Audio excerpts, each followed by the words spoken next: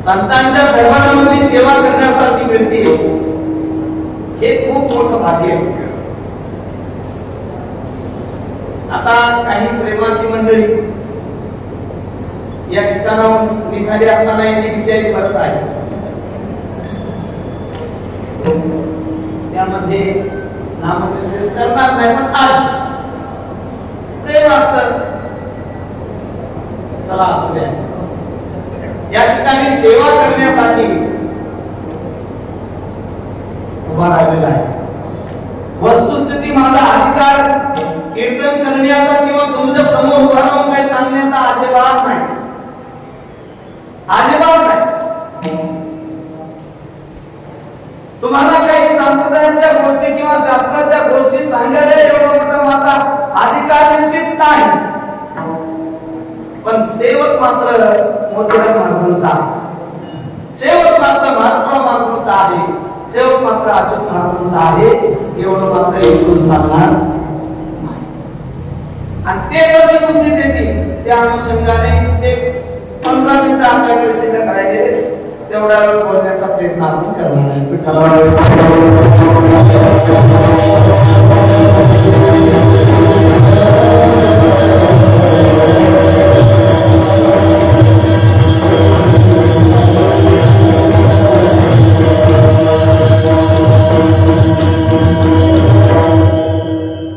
सुंदर विवेचन या अभंगावरती केलेले आहे. पुण्यवंत व्हावे, पुण्यवान येणं आणि पुण्यवंत येणं. पुण्यवान स्वतःसाठी मर्यादित असतो, स्वतः पुरता मर्यादित असतो, पण पुण्यवान मात्र स्वतःचा मोठा असतो, पण तो जगाचा उद्धार करण्यासाठी पात्रतेचा असतो. हा पुण्यवान आणि पुण्यवंत याच्यामधला असलेला फरक. पुण्यवंत जे राहतात ते स्वतःही मोठे असतात आणि ते जगताचा उद्धार करण्यासाठी सुद्धा तेवढ्या तळमळीचे राहतात. ते आपण ज्यांच्या दरबारात आहे ते पुण्यवंत आहे. तुम्ही आम्ही फार साधना करत असू तर पुण्यवान असू शकतो, पण पुण्यवंत मात्र तुमच्या आमच्या नशिबी होण्याचं भाग्य आलं तर चांगली गोष्ट आहे, पण तुम्ही आम्ही पुण्यवान आहोत, पुण्यवंत नाही. पुण्यवंत माझे मोतीराम महाराज, पुण्यवंत माझे महात्मा महाराज, पुण्यवंत अनेक साधू संत, पण पुण्यवान तुम्ही आहे. मग आपल्यालाही त्या यादीमध्ये बसता येत नाही का? बसता येतं, पण त्याच्यासाठी खूप मोठी साधना करावी लागते. महाराज सांगून गेले आता गादीवरती, तर काय चुपाटी पुण्यवंत होण्याची संधी केव्हा मिळते? माझ्या मोतीराम महाराजांनी कोणीतरी खिशात 10 रुपये टाकले म्हणून बंडी जाळून टाकली आणि आम्हाला जर कोणी जातो नारळ पाकिट दिलं नाही ना तर आम्ही त्याला बघून देऊ. म्हणजे ही आमची पात्रता आहे, ही आमची पात्रता आहे. म्हणजे इतकी आमची नाही की खाद्य तर द्यायला गेलेली, एखाद्यानंतर कीर्तन करून घेतलं आमच्याकडून आणि भाग सोडून द्यावं दुसरीकडचं सांग. इथं सगळे सेवा म्हणून या वृत्तीनं आलेले माणसं आहेत. गायक असू द्या, वादक असू द्या, कीर्तनकार असू द्या, माझ्या मोतीराम महाराजांच्या सेवेसाठी आलेले त्याच्यात केवळ क्षमता नाही. पण गावोगावचा विषय जेव्हा सांगतो, मोतीराम महाराजांच्या बंडीमध्ये 10 रुपये निघाले म्हणून त्यांनी बंडी फुकून दिली आणि आम्हाला जर नारळ पाकिट दिलं नाही तर आणि नक्की त्या गावातल्या सैनिकाला फुकून दिल्याशिवाय होणार. इतकी आमची म्हणजे खालच्या दर्जाची पात्रता आणि इतके मोठ्या पात्रतेचे माझे साधू संत कहा राग बोल आणि कहा गुरु केली.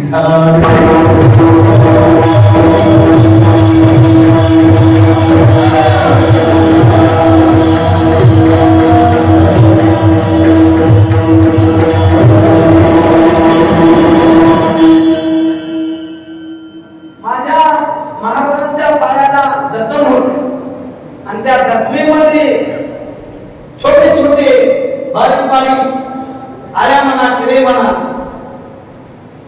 वळवळत सोबतच्याला वळवळा येतो. साधू संतांसोबत राहणाऱ्या माणसांना वाटतं बाबा साधू संतांचं आयुष्य वाढावं, ते जगताच्या उपयोगी आहेत, समाजाच्या उपयोगी आहेत, ते देवाचे आहेत, म्हणून सोबत राहणारा नाही कळवळा असते. सद्ग्रस्तांनी त्या आळ्या काढण्याचा प्रयत्न केला, पण महाराज म्हणले त्या आळ्या माझ्या पायात तुझ्या आहेत ना, त्या मला पीडा देत आहेत, तुला देत आहेत का?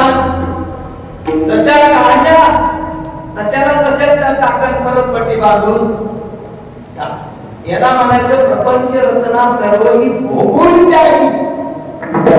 म्हणजे आपल्याला आलेला भोग पुढच्या जन्मामध्ये भोगण्यासाठी शिल्लक न ठेवणारे जे असतात त्याला असे महात्मे म्हणतात. आणि उगाच तुम्हाला मला तर थोडीही दुखापत झाली, कुई कुई कुई कुई मांजराच्या पिल्यासारखं लाईट लाईट लाईट, या दवाखान्यात जाय त्या दवाखान्यात जाय, इथं नाही गुणाला तिथं जाय, काशीला जाय, प्रयागला जाय, गयाला जाय, नाही गेला तर कुठं गंगटपूर, आणखी कुठं गुजरातला जाय, माती धुणे कुटाने भरते करणार माणसे. पण साधू संत मात्र आपल्याला आलेला भोग मात्र निमूळपणे ते भोगूनच संपवत असतात. ते कुरकुर करून भोग संपत नाही. आनंदाने आपल्याला भोग सगळ्यांना येतो, कारण भोग हा जेव्हा भोगण्यासाठी येतो तो या जन्माचा नसतो, तो पूर्वजन्माचा ठेवा, आणि तो पूर्वजन्माचा ठेवा पुण्याचा असेल तरी भोगण्यासाठी मिळतो, आणि तो कदाचित पापाचा असेल तरी तो भोगण्यासाठी मिळतो. आता आपण काय करतो हे सगळं आपला जमा झाल्यानंतर त्याचं पुण्य आपल्याला पुढे भोगण्यासाठी मिळणार आहे. आणि आता आपल्याला जे आनंद भेटतोय, आता जे आपण आनंदात जगतोय, पाठीमागची काहीतरी आपली चांगली पुण्याई आहे, आणि त्या पुण्याईचा भोग आपल्याला चांगल्या पद्धतीने मिळतो आहे. आणि आपल्याला जर एखाद्या दुःख आलं तर ते दुःख सुद्धा आपल्या पूर्वकर्माचंच दुःख आपल्याला भोगावं लागतं. आपण नेहमी म्हणतो ना, भोगतो न घडे संचिता वाचून केले कर्म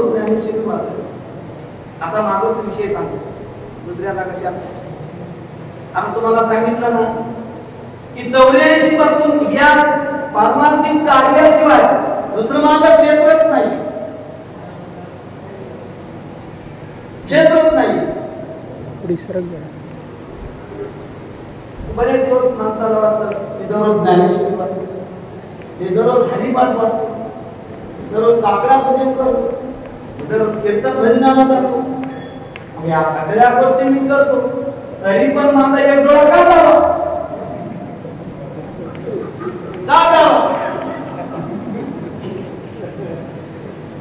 वाटतंय हो साहजिक. वाटणं साहजिक आहे आणि ज्याचा जाते काय तेव्हा त्याला त्याची झळ बसते.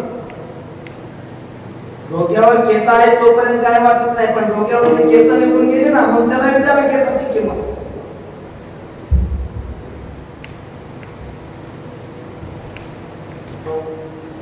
वाटलं पण हे सगळे जे भोग येतात हे भोग आताचे नाही.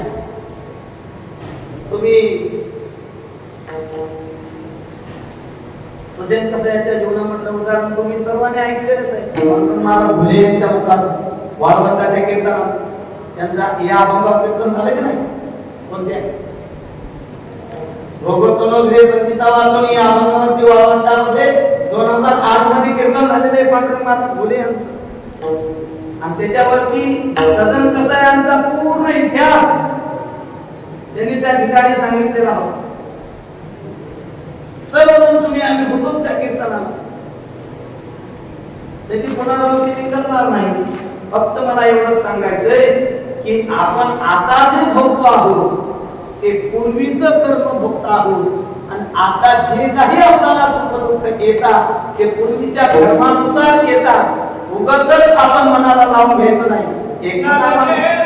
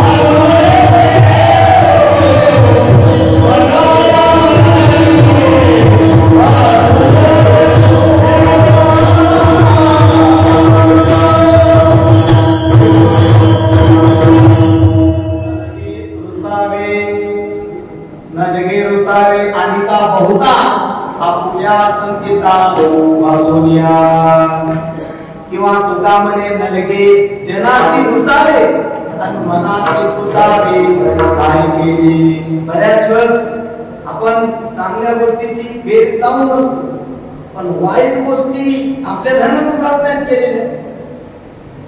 नेहमी दृष्टांत ऐकतो आपण. एका माणसाने सुईदान केली आणि रस्त्यात जाऊन उभा राहिला. पोराच्या महिन्याच्या बबे का उभे राहिलो आणि इमानाची वाट पाहिजे की असं काय कार्य केले तुम्ही की तुमचं इतकं काय पुण्य झाले की तुम्हाला इमान मिळाला येईल. जसं की तुकाराम महाराज आलं तसं. तुला माहित नाही मी काल नाही का सुविधान केली कैलास महाराजांनी आणि त्या सुविधान केल्याचं पुण्य झालं नाही का? हो म्हणे सुविधान केल्याचं पुण्य झालं असेल पण परवा त्या दिवशी घेतले जे आयरन चोरून आणली त्याचं काय? आता सुई मोठी का आयरन मोठी?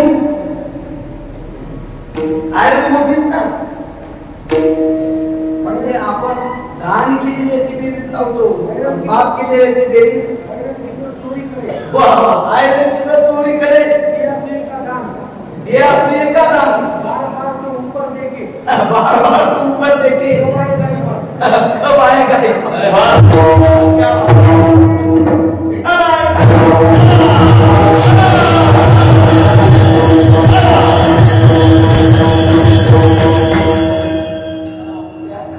म्हणजे बऱ्याच वेळेस काय होतं की आपण चांगल्या चांगल्या गोष्टीची बेरीज लावून आपल्या जवळ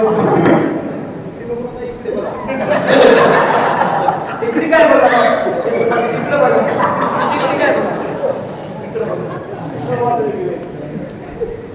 एखादं आपण पंढरपूरच्या वाळवंटामध्ये पंगत घेऊ, तिथं पंक्तीमध्ये नारळ घ्यायला जातो.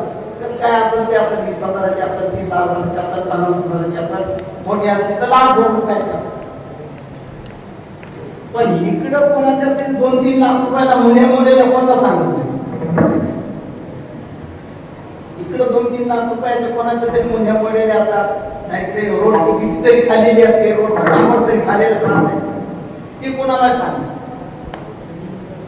चला, माझा विषय तिकडं नाहीये, माझा विषय इथं आहे. बऱ्याच वेळ पारमार्थिक माणसं परमार्थापासून दूर का होतात, तर त्याला वाटतं आम्ही दररोज ज्ञानेश्वरी वाचतो, दररोज आम्ही पुण्यकर्म करतो, तरी आम्हाला दुःख का येतं. पण हे तुम्हाला जे दुःख येतं परमार्थ करून, ते पाठीमागचं आहे. आणि शेजारी मात्र उठलं की धाब्यावर डाळ तडका खाय, तांदूळ खाय, माती खाय, धोंडे खाय, तरी ते कंटाळी, त्याला कसं दुःख येत नाही. तर त्याचं पूर्वकर्म चांगलं आहे आणि हे आता केलेलं पाप त्याला पुढं भोगायला मिळणार आहे. म्हणून आता त्याची बेरीज नाही बसू नका. आता त्यानं डाळ तडका खाऊ द्या, धाब्यावर जाऊ द्या, काय आणखी तांदूळ खाऊ द्या, काय खातं ते खाऊ द्या. पूर्वकर्म भक्कम आहे, त्याच्यामुळे ते कोठेही जरी फिरला तर त्याला पाहिजे तेवढा मान मिळणार आहे. उगाच तुम्ही त्याच्याकडे बघत बसू नका.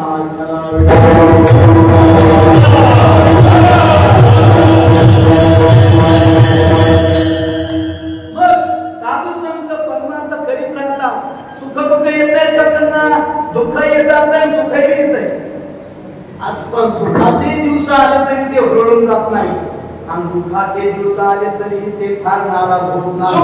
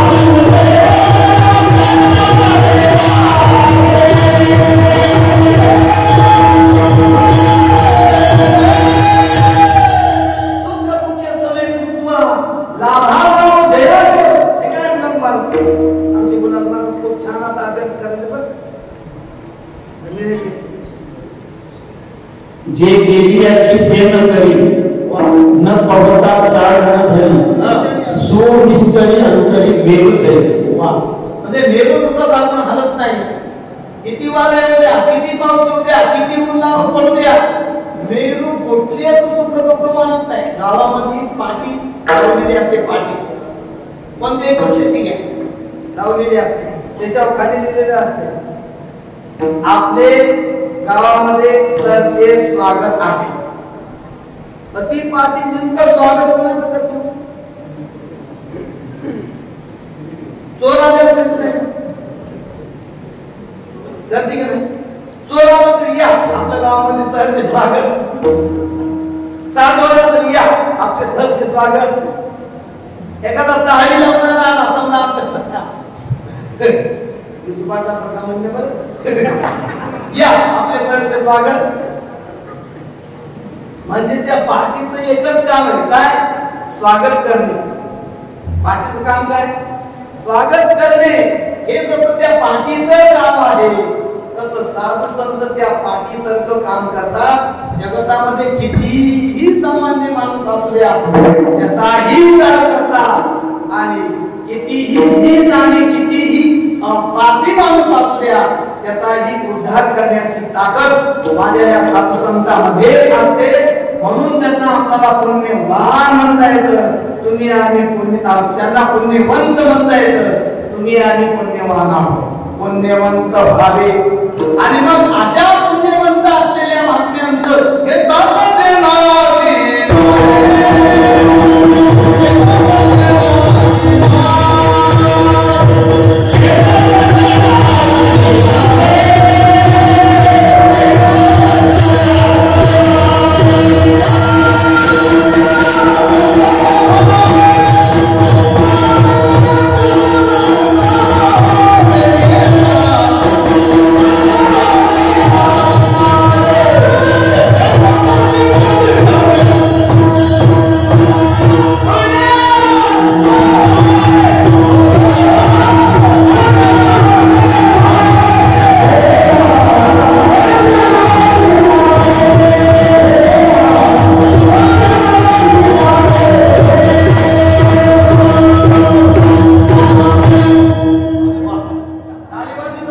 द्या. पहिल्या कीर्तनात उभा होते, दुसऱ्या कीर्तनात उभे राहिलेले.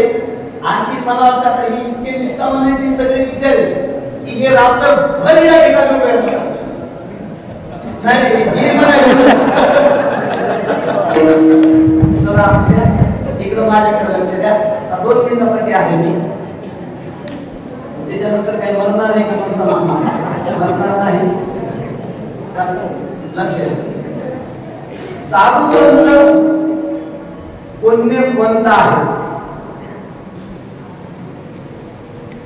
आणि म्हणूनच ते सज्जन. सज्जन कोणालाही म्हणता येत नाही. ज्याच्याकडे काही गुणाचा साठा आहे म्हणण्यापेक्षा व्याख्या होऊनच गेली आपली की तुका म्हणे जैसा सज्जनापासून पाहता अवगुण मिळेल. एकही अवगुण ज्याच्यापासून धुंडूनही मिळत नाही. पण काही काही माणसं इतकी बहादर राहतात. एखाद्याला समजा आता हे आमचं छोटा एकदम किती छान संस्कार मनमोहन सिंग असं 2-15 द्यायची ते होणारच पंतप्रधान. आणि मग एकदम बिचारे एकही असत एकदम सगळ्या गुणांना युक्त माणूस, एक सुद्धा दूषण लावायला जाणार. पण काही असे माणसं भेटतात, हो हो ते माणूस 100% निर्मळ आहे, पण त्याची मावशी नाही का तसा त्याच्या मावशीचा त्याचा काय संबंध आहे? लोक लावतात म्हणजे सज्जनाला सज्जन सुद्धा लोक राहू देत नाही. त्याला काहीतरी दूषण लावण्याचा प्रयत्न करतात. पण दुसऱ्याच्या दूषण लावण्याने जे कधीही आपला अंतःकरण ढळू देत नाही त्यांना तर खरे सज्जन म्हणतात. आणि मग अशा सज्जनांचं नाव जर आपण घेतलं तर पुण्यवंत भावे. आपल्यालाही पुण्यवंत होता येतं. घेतात सज्जनाची नावे, मेघे माझी वाचा तुटी. महालाभ भोगासाठी विश्रांतीचा ठाव पायी संतांची भाव. तुका म्हणे पापे जाती संतांची जपी. मेघे माझी वाचा तुटी. महालाभ भोगासाठी. या ठिकाणी वस्तुस्थिती अचानक कीर्तन करण्याचा डोंगर ते माझ्यावर कोसळला का नाही. मला एकदम टेन्शन आलं बरं का कैलास महाराज. पण तुम्ही सगळेजण थांबल्या जरा बरोबर. मी कीर्तन करतो करत नाही असं नाही, पण माझे जे काही ठराविक अभंग आहेत स्पष्ट सांगायला काय माझे कीर्तनाचे ठराविक अभंग आहे 16. किती? 16. त्या अभंगाचं पदापदाचं चिंतन मी तुम्हाला सांगू शकतो. रोडी म्हणून नाही, अभिमान म्हणून नाही, पण त्याच अभंगाचं सांगू शकतो. हा तुम्ही जर मला एखादा अभंग दिला आणि त्याच्यासाठी मला जर तुम्ही 15 दिवसाचा वेळ दिला तर त्या अभंगाचं सुद्धा जे काही सर्व काही गोष्टी आहेत महाराष्ट्रातले खूप विद्वान कीर्तनकार आहेत त्यांचा ऐकेल. काही वाक्य नाही समजले स्वतःला त्या अभंगाचे तर विद्वान माणसाला विचारेल, त्याची सगळी तुडवाजुडी व्यवस्थित करील आणि नंतरच मग मांडण्याचा प्रयत्न करील. पण आज अचानकच माझ्यावरती कीर्तनाची वेळ आल्यामुळे अभंगाचं काय बोललो असेल नसेल त्याच्याबद्दल तुम्ही खऱ्या अर्थाने मला क्षमा करा बरं. पण जे काही बोललो ते संतांच्या दरबारातच बोललेलं आहे आणि संतांचंच बोललेलं आहे. कदाचित ते अभंगाला व्याकरण दृष्ट्या जुळणारं नाही असं मला ठामपणे माहिती पण नाईलाज होता, नाईलाज आहे. अचानक सेवा मला या ठिकाणी करावी लागलेली आहे. पण हे जर कीर्तन करण्याचे जर माझे नियोजित वेळेप्रमाणे किंवा नियोजित कार्यक्रम जर माझा असला त्यांना माहिती आहे त्या पद्धतीने अभंगाचं चिंतन सांगण्याचा प्रयत्न व्यवस्थित मी करतो. माझ्या युट्यूबला त्या पद्धतीने कीर्तन पण आहे. पण अचानक संतांच्या दरबारातली सेवा मिळाल्यानंतर खऱ्या अर्थाने भाग्यच उदयाला आलं मनामध्ये घेऊ. ठीक आहे. फळले बहुता दिवसा भाग्य उदयाचा ठसा झालो संत तो कैसा संत चरणी पावलो. याप्रमाणे जे काही माझ्या आत्माने सेवा करण्याचा प्रयत्न या ठिकाणी केलेला आहे ते खऱ्या अर्थाने गुरुवर्य मोतीराम महाराजांची सेवा आहे, गुरुवर्य मारुतीराव महाराजांची सेवा आहे, गुरुवर्य अच्युत महाराजांची सेवा आहे. त्यांनी जशी बुद्धी दिली त्या अनुषंगाने सेवा करण्याचा प्रयत्न केलेला आहे. योग्य असेल तर त्यांचं आहे, चुकीचं असेल ते माझं आहे, माझं चुकीचं करत नाही. योग्य तुम्हाला ग्रहण करा एवढंच या ठिकाणी म्हणतो आणि पुन्हा एकदा सर्वांच्या चरणांनी नतमस्तक होतो आणि या ठिकाणी सेवेला पूर्ण देतो.